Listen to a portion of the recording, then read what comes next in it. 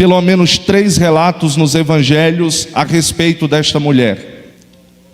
Mateus capítulo 9, Marcos capítulo 5 e Lucas capítulo 8. O relato de Mateus é mais curto. O relato de Marcos e o relato de Lucas dá alguns detalhes a mais para nós. Mas eu gostaria de observar com vocês rapidamente o que Marcos descreve e Lucas descreve. Diz o texto que esta mulher gastou absolutamente todos os seus haveres. Em outras palavras, os recursos financeiros se esgotaram. Observe que a mulher do fluxo de sangue vivia sem sombra de dúvidas em um total esgotamento. À luz de Levíticos capítulo 15, é possível observar que uma vez acometida com esta enfermidade, esta mulher perdia muitas coisas, dentre as quais ela perdia o acesso ao seio familiar, ela perdia o acesso social, ela também perdia o acesso ao templo. É bem provável que nós estamos falando de uma pessoa que está provando os dissabores da vida há um período de tempo muito longo. Mas quando eu li esse texto sagrado, eu fiz a seguinte pergunta: o que fazer quando os recursos se acabam? O que fazer quando não se tem recursos? Não bastava essa mulher passar por uma escassez de acesso aos membros de sua família. Isto implica em dizer que ela perdeu o recurso familiar. E todos nós sabemos como a família é importante em uma situação difícil. Em segundo lugar, nós sabemos também que essa mulher perdeu o recurso social.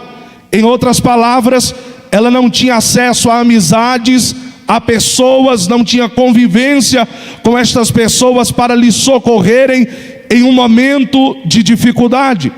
Em terceiro lugar, e é isso que os evangelhos registram, os recursos financeiros também se esgotaram. E em quarto lugar, depois que se perde tudo isso, nós temos a perca dos recursos emocionais. Essa mulher está frustrada, está no fundo do poço, pois perdeu tudo que lhe possibilitava de reverter a sua situação. E eu repito a pergunta: o que fazer quando os recursos acabam?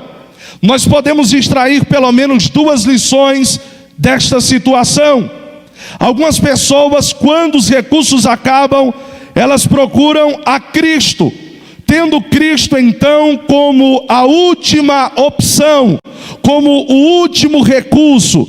Depois de ter tentado todas as coisas, resta-lhes apenas a Cristo. Eu observo que nos nossos dias algumas pessoas vivem assim, dependem da família, dependem dos amigos, dependem dos recursos financeiros, e parece que quando nada disto resolve o seu problema, eles procuram a Cristo, tendo Cristo não como a única opção, mas como uma das opções, e erram em deixar Cristo em último lugar. Uma segunda lição que nós podemos observar a partir desse texto é que outras pessoas, Deus permite com que os recursos se acabem, para que eles entendam que não existe outro meio, não existe outra pessoa aonde nós possamos ter os recursos que precisamos, que não seja Cristo. Eu vim aqui nesta noite dizer para você o seguinte: eu não sei em qual das situações você se encontra. Talvez você tenha deixado Cristo como a última opção. Talvez você seja uma pessoa que está sendo provada por Deus. Mas eu vim aqui para afirmar em alto e bom som: Jesus Cristo é a fonte inesgotável dos recursos que precisamos. Se nesta noite o Espírito Santo abrir bem os seus ouvidos, você vai entender que não existe outros meios, não existe outro mecanismo. Tudo que a igreja precisa casa está na pessoa bendita de Jesus Cristo de Nazaré. Nesta noite a sua casa precisa de Cristo, os seus negócios precisam de Cristo, o seu ministério precisa de Cristo, porque Cristo é uma fonte de recursos inesgotáveis. Bendito seja Deus. Essa mulher teve um encontro com Jesus, e o encontro que ela teve com Jesus mudou a sua vida de uma vez por todas. Quem sabe esta seja a noite que o Espírito Santo reservou para mudar a sua situação definitivamente.